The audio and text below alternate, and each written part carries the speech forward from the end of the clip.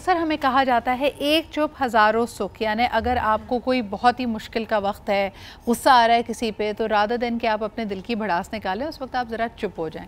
लेकिन ये चुप्पी अगर लंबी हो जाए और आप अगले को हर दफ़ा एक ही तरीके से ये एहसास दिला रहे होते हैं कि आपको कोई बात नागवार गुजरी है या कोई चीज़ अच्छी नहीं लगी है और उसके लिए आप चुप हो जाते हैं, तो that is actually now it has been establish कि ये एक इमोशनल अब्यूज़ का तरीका है कि अगला बंदा आपसे मिन्नतें कर रहा है, समझने की कोशिश कर रहा है कि भाई क्या गलती हो गई, क्या बात बुरी लग गई, लेकिन आप हैं कि बस चुप।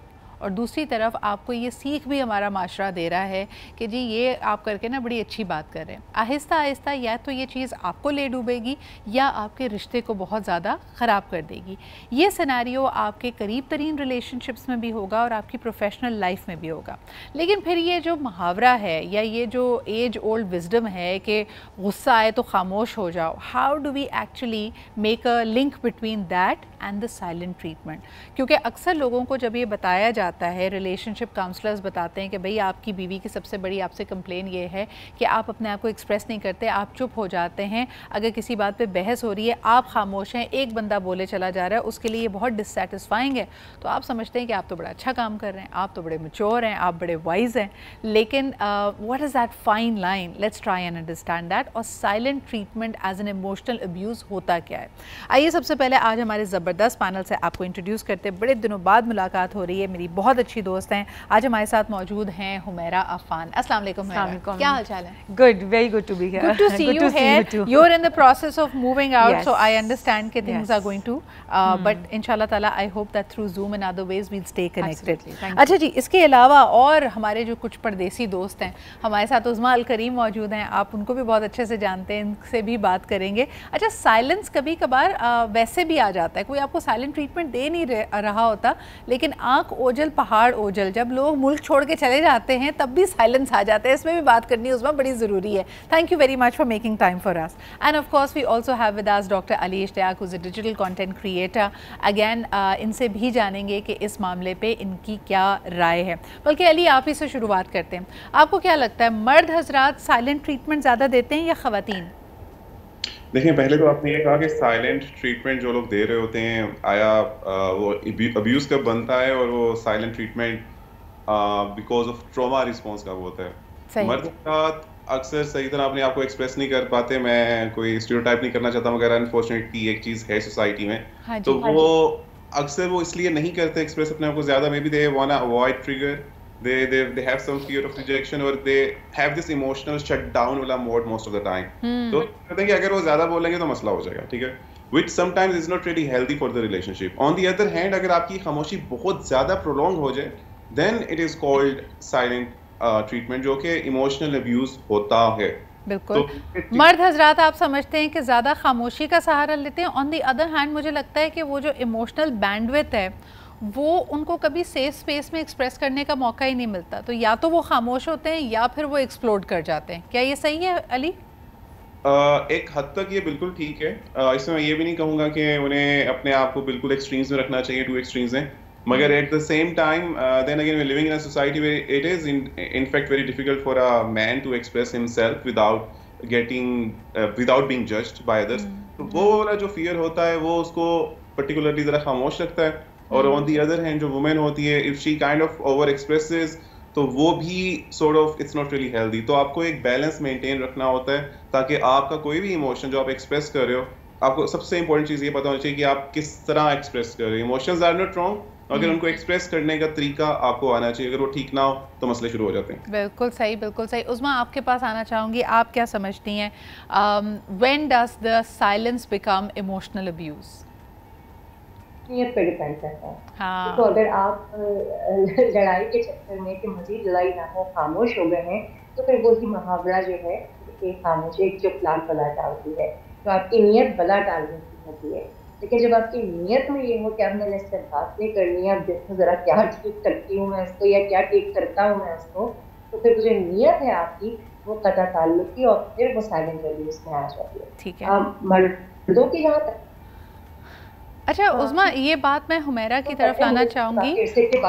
आप नहीं समझते आप लोग के कहीं ना कहीं हमारी अपनी पर्सनालिटी, हमारी जो तवक्कुआत हैं एक रिलेशनशिप से और एक कम्युनिकेशन से, उस पर भी बड़ा इन्हिसार होता है। Like Humaira, if for example one person like a person like me is very expressive, जो दिल में है वही ज़बान पर है, अगर किसी से ख़फ़ा भी हैं तो दिल चाह रहा है कि बता दिया जाए, मामले को एड्रेस किया जाए। और दूसरी तरफ कोई ऐसा शख्स है जिसको अगर कोई बात नागवार गुजरती है तो वो उसको एक्सप्रेस नहीं करना चाहता। क्या इसकी वजह से भी एक शख्स का परसेप्शन हो सकता है कि उसको साइलेंट ट्रीटमेंट दिया जा रहा है जबकि अगले की ये नीयत नहीं है? बिल्कुल सिद्रा, इनफैक्ट चाइल्डहुड ट्रेट्स जो हैं, जो आपने बोला जो मेरी आपकी पर्सनालिटी है, ये भी साइलेंट ट्रीटमेंट में कहीं रिग्रेशन का एक शिकार होता है। Sometimes you regress back to your child like state, because बचपन में आपने सिचुएशंस को हैंडल ही साइलेंट ट्रीटमेंट से किया होता है और चुप रह कर किया होता है, हर चीज़ इंटरनलाइज करके, हर चीज़ दबा के।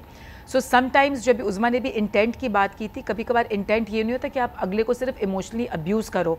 इंटेंट आपका होता है कि आप कुछ बोलो बट आपसे वो बोला जाता नहीं है, because since childhood while growing up आपको इतनी आदत हो जाती है वो चुप करके अंदर दबाने की कि वो इवेंचुअली आपका रवैया जो है वो एज सिर्फ साइलेंट ट्रीटमेंट ही निकलता है। नो मैटर कितना भी आप बोलना चाहो, अंदर ही अंदर एक कशमकश, एक फाइट चल रही होगी शायद कि मेरा दिल चाह रहा है मैं ये बात करूँ, मैं ये बोलूँ, मैं ये सुनाऊँ। सो कभी कभार ये जो इंटेंट की बात है ये दोनों हो सकती है, एक पनिशमेंट भी हो सकता है, एक एज ए डिफेंस मैकेनिज्म भी हो सकता है कि मैंने अपने आप को प्रोटेक्ट करना है, और since because I can't fight back तो बेस्ट तरीका है कि मैं चुप ही रहूं, और उसमें वो इनडायरेक्टली फिर एक पनिशमेंट भी बन जाती है। बिल्कुल सही। बट अच्छा, मुझे ये भी लगता है, कल मैं एक और इसी तरह का राइटअप पढ़ रही थी उस्मा, बल्कि किसी ने इस पर कंटेंट रील भी बनाई हुई थी, कि कई दफ़ा आप देखें कि रिलेशनशिप्स में इतने इख्तलाफात होते हैं कि लोग लड़ लड़ कर भी थक जाते हैं। यानी if you have to continue repeating the same thing कि भाई मुझे फ़लानी आदत या फ़लाना तरीका या ये पैटर्न बुरा लग रहा है, और आपको लगता है कि यार मैंने कई दफ़ा बोला है लेकिन मेरा ये मसला हल नहीं हो रहा, उसके बाद भी तो लोग खामोशी इख्तियार कर लेते हैं ना उस्मा, कि यानी बोलने का कोई फ़ायदा ही नहीं है, यानी इस चीज़ को सिर्फ मुझे एक्सेप्ट ही करना है। तो वो साइलेंट ट्रीटमेंट होगा या वो एक तरह से सरेंडर एंड गिव अप होगा? कॉम्प्रोमाइज होगा। ऑफ कोर्स कि अगर आपने रिलेशनशिप बनाना है तो कॉम्प्रोमाइज करना है, और हम किसी को बदलने की कोशिश जब करते हैं तो फिर उसमें ज़्यादा आर्ग्यूमेंट होता है। खैर वो एक अलग बहस की तरफ हम चले जाएंगे, लेकिन जो अभी बात करेंगे कि बचपन से ही हमारी ये आदत इसलिए भी पड़ती है कि हम अपने बच्चों को चुप कराते हैं, जब हम उन्हें डांटते हैं, अगर हमें लगता है कि हम सही हैं और बच्चे का पॉइंट ऑफ व्यू जानने की हम कोशिश नहीं करते, हम उसे डांटते हैं, जब वो कुछ बोलने की कोशिश करते हैं चुप, बड़ों के आगे बात नहीं करते, तो बचपन से जो है उनके अंदर एक ये बैठ जाता है कि कोई भी कॉन्फ्लिक्टिव सिचुएशन हो तो चुप हो जाना है, ज्यादातर केसेस में ऐसा होता है। तो मेरे ख्याल से साइलेंट ट्रीटमेंट बचपन से जो है आपको बच्चों को ये सिखाना है कि इन अ सर्टेन टोन आपको पॉइंट ऑफ व्यू देने की इजाजत होनी चाहिए। जब आप बचपन से उस चीज की प्रैक्टिस कर रहे होते हैं तो फिर हर रिलेशनशिप में आपको डिस्कशंस की, बहस की, मुबाहिसे की आदत के एक पढ़े लिखे अंदाज से, तमीज़दार अंदाज से। और आई थिंक पूरी सोसाइटी में हम उसका रिएक्शन देखते हैं। सदा मैं एक जुमले पे बात यही करूंगी कि हम में से किसी को भी अपना पॉइंट ऑफ व्यू देने की इजाजत इसलिए नहीं होती, सोसाइटी में देते इसलिए नहीं है कि सामने वाले से कॉन्फ्लिक्ट करेगा तो हम लड़ने पर आ जाते हैं। बिल्कुल सही। अच्छा, और साथ साथ आपने बिल्कुल सही कहा कि छोटे बच्चे को भी हम यही सीख दे रहे होते हैं कि रोना बुरी बात है। अब हालांकि उसके पास तो उस वक्त वोकैबुलरी भी नहीं होती, वो अपनी किसी बात पे भी जो डिसप्लेजर है वो कैसे एक्सप्रेस कर सकता है, सिवाय इसके कि वो रोएगा, टैंट्रम थ्रो करेगा, और उस वक्त हम कहीं ना कहीं इंटरनलाइज उसको ये कराते हैं, एक वो नहीं होता मुग़ल बादशाह की तरह हद्दे अदब, कि तुम अगर आगे से बहस करोगे, आगे से सवाल करोगे या कुछ ऐसी वोकैबुलरी यूज़ करोगे जिसमें रिटेलिएशन या प्रोटेस्ट है, तो ये सारी चीज़ें गलत हैं। इवेंचुअली एक बच्चे को सिर्फ यही समझ आता है कि अच्छा जी, अगर मुझे कोई चीज़ नागवार गुजरी है तो only thing I can do because I am powerless in that situation, I should just be quite. एक कॉलर हमारे साथ है, लेट मी फाइंड आउट कि वो अभी भी हमारे साथ हैं या नहीं। हेलो, अस्सलाम वालेकुम। हाँ जी, मैं आपके साथ हूँ। वालेकुम सलाम। थैंक यू जी। कौन साहिबा, कहाँ से बात कर रही हैं? मैं मिसेज एजाज बोल रही हूँ, लाहौर से। जी मैम, क्या कहेंगी? मैं ये कहूँगी कि पहले वो सवाल था कि मर्द ज़्यादा बोलते हैं या औरतें, दोनों ही बहुत बोलते हैं जब मौका मिले। अब ये पता नहीं कि माहौल का है। नंबर 2, खामोश किसी किसी जगह पे, जैसे क्लासरूम में रहना है, मुझे टीचर की बात सुननी है, झगड़ा मजीद बढ़ जाए तो खामोशी से बेहतर है उसको, फिर अगला चुप हो जाता है। ठीक है ना जी। और नंबर 3 के वही बोलना चाहिए जहाँ ज़रूरत है और अच्छे लफ्ज़ों में बोलना चाहिए ताकि मज़ीद झगड़ा ना हो, शोर ना पड़े। बोलना और शोर डालने में फ़र्क है, जो कि हमारे यहाँ कोई डिस्टिंग्विश नहीं करता, कोई फ़र्क नहीं करता कि बोलना है या शोर मचाना है। तो बोलने में कोई हर्ज नहीं है अगर मुनासिब बोला जाए। लेकिन मुझे बताएं मैम, ये आप बिल्कुल सही कह रही हैं, इसको ज़रा और समझ लेते हैं। हमारे यहाँ घरों में अगर आप मिसाल के तौर पे आपका कोई इख्तिलाफ राय हो जाए अपने वालिदैन के साथ, तो आप देखेंगे अक्सर जो वालिदाएं होती हैं वो चुप ले लेती हैं, यानी एक पॉइंट तक तो आपको डांटती हैं या आपको रेप्रिमांड करने की कोशिश करती हैं, और कई दफ़ा देखा गया बुजुर्ग 2-2 दिन की खामोशी इख्तियार कर लेते हैं, खाने की मेज़ पर नहीं आ रहे होते। तो हम उस वाले साइलेंट ट्रीटमेंट की बात कर रहे हैं, और उससे आपके ख्याल में सिचुएशन बेहतर होती है या ख़राब होती है? देखिए, मसले को सुलझाने का तरीका नहीं सिखाया गया इस माशरे में। मैं आपको असल वजह बताऊं कि आपने सुलझाना कैसे। अब मैंने कई घर ऐसे देखे हैं जब बुजुर्ग शुरू से समझाते हैं कि आप बोल क्या रहे हैं, किस वक्त बोल रहे हैं और कब बोल रहे हैं, तो अगर जब आता ही नहीं है तरीका शोर मचाने का और बोलने का कि मुझे ये मामला सुलझा लेना चाहिए, तो फिर ऐसे रूठने के और ताल्लुका तोड़ने के मौके बहुत से होते हैं। फर्क क्या है, माहौल क्या है, बात क्या है, मुझे क्या बात कब और किस वक्त। अब जैसे यहाँ मुल्क में शोर पड़ा हुआ है, इतना शोर है, ऊपर से बम्बों का शोर, ऊपर से हमारे पॉलिटिशियन का शोर, फिर मईशत का शोर। खुदारा ये शुक्र है निगरान हुकूमत कुछ ना बनाए, एक खामोशी इख्तियार कर लें, सब घर चले जाएं। बहुत शुक्रिया। तो यानी जो रोज रोज के बयानात है, बयानबाजी है, उससे हमारी जान छूट जाए। बहुत शुक्रिया जी, उन्होंने मशवरा दिया है कि कुछ लोगों को तो साइलेंट ट्रीटमेंट अपना लेना चाहिए। जो शख्स खामोश है या बड़प्पन का इजहार कर रहा है या किसी भी सिनेरियो में उसने कहा कि अच्छा जी बात करना ही फजूल है, मेरी बात कोई सुन नहीं रहा, तो इससे बेहतर है मैं चुप हो जाऊं। अब इस चुप हो जाने वाले शख्स की तवक्को क्या है कि उसको वो रूठ किया है, उसको मनाया जाए, उसको पैम्पर किया जाए, उससे 10 दफ़ा पूछा जाए, फिर वो मना करेगा, फिर एक आध आंसू बहाएगा, अगला बंदा गिड़गिड़ाए, क्या करे कि उसके बाद ये मानेंगे, और ये एक्सपेक्टेशंस कितनी रियलिस्टिक होती हैं। अली, सबसे पहले आपके पास लेके आएंगे और इसमें जो एजिज़म है उसको मैं पहले करना चाहूँगी कि एक हट्टा कट्टा इंसान जो कि एक एडल्ट है, दुनिया के बड़े मुख्तलिफ मौज़ूआत पे बात कर रहा है, ज़िंदगी के मुख्तलिफ इशूज़ को डील कर रहा है, वो भी अपने वालिदैन के सामने बेबस अपने आप को महसूस करता है अगर वालिदैन साइलेंट ट्रीटमेंट देने पे आ जाएं। साइलेंट ट्रीटमेंट देने वाले की तवक्को क्या होती है कि कंसीड कर दिया जाए, हमारी बात को मान लिया जाए, या इसके अलावा भी मोटिव्स हो सकते हैं? अगर साइलेंट ट्रीटमेंट देन अगेन जिस तरह इंटेंट पे बहुत डिपेंड कर रहा होता है। साइलेंट ट्रीटमेंट वैसे psychologically it's an emotional abuse, अगर ये प्रोलॉन्ग हो जाए तो इसको ये लेबल जाता है। और जब उसकी तवक्को क्योंकि इससे ये होती है डोमिनेंस, कंट्रोलिंग बिहेवियर। जो पेरेंट्स हैं या बड़े हैं, कोई भी बड़ा हो, अगर वो साइलेंट ट्रीटमेंट दे रहा है तो वो उसके बैक इन देयर माइंड यही बात है कि अब हम डोमिनेटिंग पावर या उनको साइकोलॉजिकली उन पे बर्तरी हासिल करें, तो this is not healthy at all. क्योंकि आप जब ये कर रहे होते हो तो आपके बच्चा एक इमोशनल टर्मोइल या इमोशनल अब्यूज में जा रहा होता है। और यहाँ मैं सीधा बताना चाहता हूँ कि जो शख्स ये फेस कर रहा होता है, जैसे अक्सर बच्चे कर रहे होते हैं या बहुत बड़े हो जाएं तो बहुएं कर रही होती हैं उनकी, तो एक इनफैक्ट स्टडी भी थी, मैं पढ़ा था कि 2012 में आई, वो कहती है कि आप अगर इमोशनल अब्यूज से गुजर रहे हो तो आपके ब्रेन में, हम सारों के ब्रेन में एक पार्ट होता है एंटीरियर सिंगुलेट कॉर्टेक्स, तो वो आपको इमोशनल पेन के साथ साथ रजिस्टर करवाता है physical pain as well. Abuse में आप फिजिकल पेन भी देता है। और ना सिर्फ ये, आप कहते हैं कि अक्सर लोग परेशान हो जाते हैं, जो कहते हैं चुप बंदगी है कि क्या हो गया है, बोलती क्यों नहीं है, क्योंकि वही पार्ट आपका जब इमोशनली ओवरवेल्म होता है, फ्रंटल लोब में होता है आपके, तो फिर उसके पास क्या कैपेसिटी होती है आपकी कॉग्निटिव प्रोसेसेस के लिए, जैसे उसने परसेप्शन या डिसीजन मेकिंग या एम्पैथी या लैंग्वेज एबिलिटी, उसने सारा कुछ ये प्रोसेस करना है, आपका वही इफेक्ट हो जाता है। तो फिर आप ना जो बेचारा अब्यूज में गया होता है, जिसके ऊपर जिसको साइलेंट ट्रीटमेंट दी जा रही होती है, डोमिनेट किया जा रहा था, वो सही तरह अपने आप को एक्सप्रेस ही नहीं कर पाता। अच्छा, यानी आप बिल्कुल सही कह रहे हैं, it can be causing a lot of anxiety, यानी अगले बंदे की फैसला करने की, प्रोसेस करने की, अपने थॉट प्रोसेस के साथ रहने की जो एबिलिटी होती है वो ख़त्म हो जाती है। कई दफ़ा आप ये भी देखेंगे Humaira, when you are probably counselling in relationships, तो चुप आई कैसे एक रिश्ते के बीच में लोगों को ये याद भी नहीं होता, यानी वो चुप्पी इतनी लंबी हो जाती है कि अगर आप उनको इनकरेज करिए कि यार अगर तुम्हें कोई चीज़ बुरी लग रही है एक्सप्रेस इट, तो उनको समझ ही नहीं आता कि ये चुप तोड़ी कैसे जाए। आप अक्सर देखें कि वो कपल्स जिनके बहुत इख्तलाफात हुए हैं, अलहदगी हो गई है, अगर आप उनसे कहें कि भाई राब्ता दोबारा करें या अपने रिश्ते को इस्तवार करें, उसको बचाने की कोशिश करें, उनको ये समझ ही नहीं आता कि हाउ डू वी बिगिन। तो उस पॉइंट तक लोग कैसे पहुंचते हैं, और ये भी एक बड़ा अलमिया बन जाता है कि चुप पहले कौन तोड़ेगा, यानी वो खामोश हुआ था। यानी आप अक्सर देखें, इसकी एक छोटी सी मिसाल है कि मैसेज करने में भी मैं क्यों मैसेज करूं, उसको करना चाहिए, मेरे पास आकर वो बात करे, वो मुझे पहले फ़ोन करे। Exactly, ये जो आपने बोला ना, मैं क्यों करूं, वो क्यों बात आकर करे, उसने मुझे यूं क्यों देखा, अनकॉन्शियसली हम एक नैरेटिव दिमाग में बिल्ड कर चुके होते हैं, एक बिलीफ सिस्टम बिल्ड हो चुका होता है कि इसने मेरे साथ यूं ट्रीट किया, इसने मुझको यूं किया, चाहे वो पेरेंट्स के लिए हो, रिलेशनशिप पे हो, बिकॉज इन लोगों ने मेरे साथ यूं किया, इन लोगों ने इसलिए मेरे साथ यूं किया बिकॉज ये लोग यूं चाहते हैं। तो वो जो एक नैरेटिव बिल्डअप हो चुका होता है साइलेंट ट्रीटमेंट से पहले, वो दिमाग में साइलेंटली ही बिल्डअप हो रहा होता है और चल रहा होता है।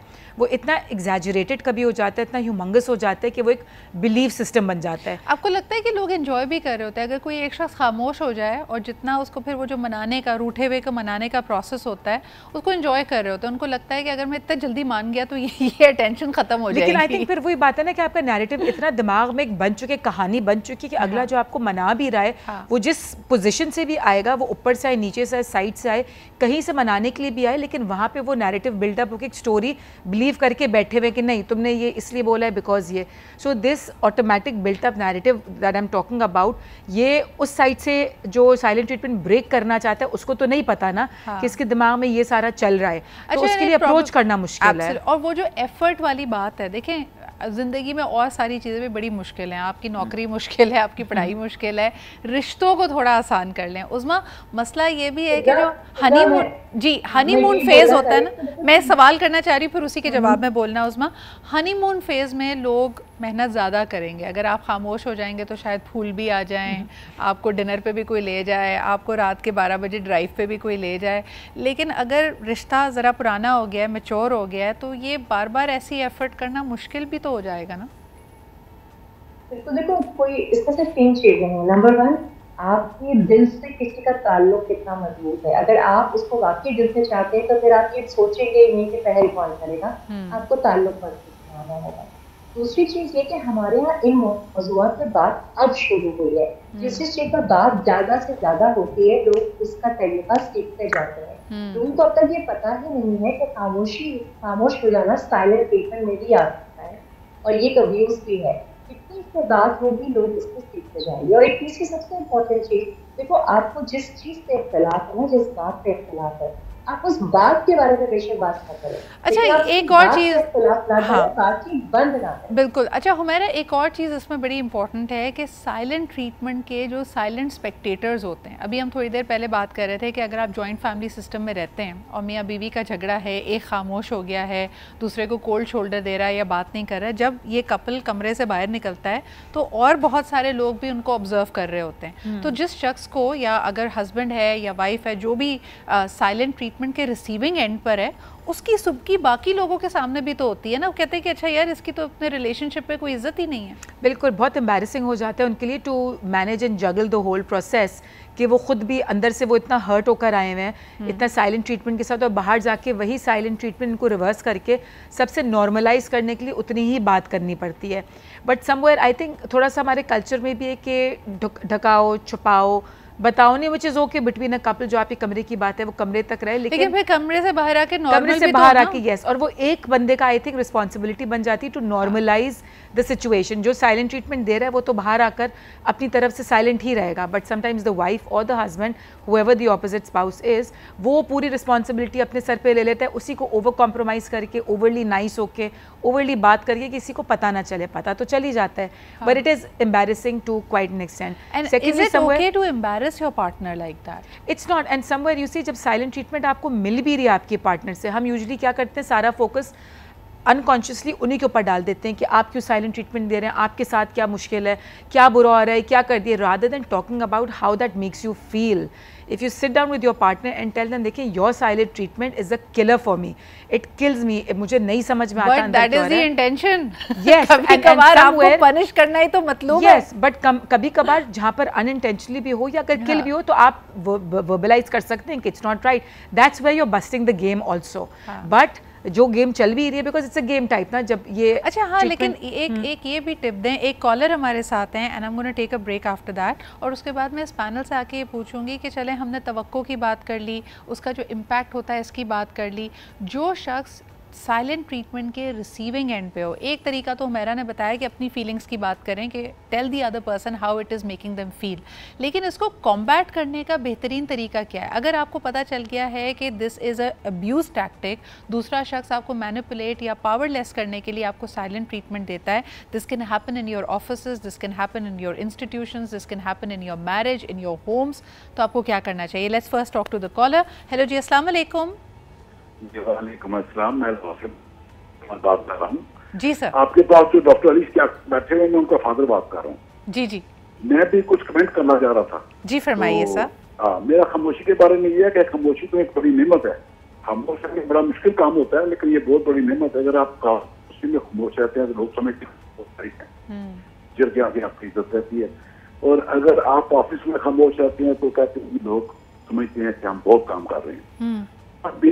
खामोश रहते हैं तो लड़ाई नहीं होती, बहुत कम लड़ाई होती है। अगर कितना बोलेगी लोग थक जाए कि आप खामोश रहेंगे, और जब आप इतना कर देंगे कि मैं तुम्हारे सामने क्या बोलूँ, तुम्हारी आवाज भी बहुत प्यारी है, तुम बहुत ही प्यारी, वो वहाँ पे उसकी भी बहुत ही बंद हो जाएगी। लेकिन आप बताएं ना सर, अक्सर तो ये जो खामोशी आती है वो इस वजह से आती है कि आप बड़ी पुरजोर पहले कोशिश करते हैं कि अगला शख्स आपकी बात मान जाए या आपकी राय से इत्तेफाक करे, लेकिन अगर अगला शख्स आपकी बात नहीं मान रहा, आप चुप हो गए, तो अब जैसे डिसीजन उस शख्स ने ही लेना है, वो उसको ये पता है कि उसने आपको खफा कर दिया है, कहीं ना कहीं उस चीज़ का प्रेशर भी तो वो फील कर रहा होता है ना। ख़ास तौर पे अगर वालदैन और बच्चों की बात की जाए, वालदैन चाहते हैं मिसाल के तौर पे कि बच्चा फ़लानी जगह नौकरी कर ले, इस कॉलेज में एडमिशन ले ले, या इस अपने पसंद के किसी रिश्ते पे हाँ कर दे, और वो मान के नहीं दे रहा, तो ये खामोश हो गए। तो एक तरह से ये एक प्रेशर बनाने का भी तो तरीका है ना कि वो करो जो हम कह रहे हैं। ये प्रेशर ही होता है।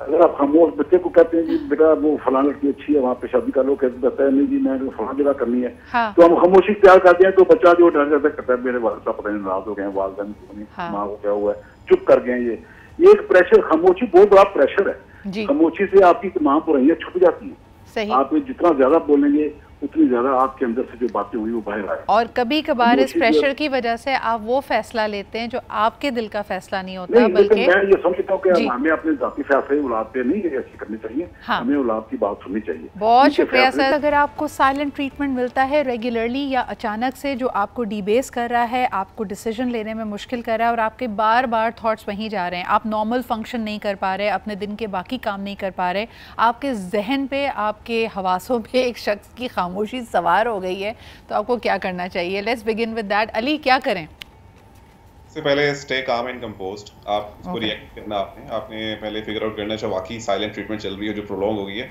फिर you need to start an honest conversation with them, और you need start it with using like you should be doing it कि आप क्या फील हो रहा है, कि I feel this way when you do this, instead of saying कि we feel this way, मुझे लग रहा है, you use I, कि you need to convey your feelings like very clearly कि आपको क्या फील हो रहा है, और at the same time you need to make sure कि अगला बंदा जो silent treatment दे रहा है, is it a silent treatment या is it out of a trauma, because most of the times if someone is in a trauma या someone is going through something, they are silent, so you need to figure that out as well कि भैया चुप क्यों है। अच्छा, अगर तो आपने वजह पूछी और अगला शख्स आपको ब्लेम कर रहा है कि तुम्हें नहीं पता मैं चुप क्यों हूँ, तुम्हारी इस वजह से, या तुमने ये बार बार ये चीज़ की है, और एक तरह से वो उसको कह रहा है कि हाँ ये मेरा ट्रॉमा है, या वो अगले बंदे पे सारा ब्लेम, सारा इल्ज़ाम डाल रहा है, तब क्या करना चाहिए अली? देखें, अगर वो शख्स वाकई लेट्स से आपने कुछ किया है या आपने कुछ नहीं भी किया और वो आप पे ब्लेम कर रहा है, तो आप पहले ये आपने अपने लिए कुछ बाउंड्रीज सेट करनी है कि इससे आगे वो बढ़कर मेरे ऊपर ना कूदे, भाई तुम ऐसे हो, तुम वैसे हो, तुम ये हो वो, ये आपने अपने लिए करनी है। उसके बाद आप उसका जो भी मसला आता है आप उसको एड्रेस करें as a partner, as a friend, या आप जो भी हैं, आपको डेफिनेटली उसको कोई चीज़ तंग कर रही है वो भी उतनी ही इंपॉर्टेंट है। हो सकता है उसका कॉपिंग मैकेनिज्म हो कि वो खामोश हो जाता है, तो आपने उसको भी समझना है कि क्या है कि भाई वो क्यों चुप हुआ हुआ है। तो जैसे लाइक अगर हम किसी दोस्त को अक्सर ट्रीट का कहते हैं तो वो भी हमें आगे से साइलेंट ट्रीटमेंट देने लग जाता है, एकदम वो भी चुप हो जाता है, तो हमें फिगर आउट करना है कि वो चुप नहीं। बिल्कुल आप सही कह रहे हैं, और ये सिर्फ और सिर्फ रोमांटिक रिलेशनशिप्स की बात नहीं हो रही, और हर रिलेशनशिप में इसके जो तरीका होगा हैंडल करने का वो बिल्कुल फ़र्क होगा।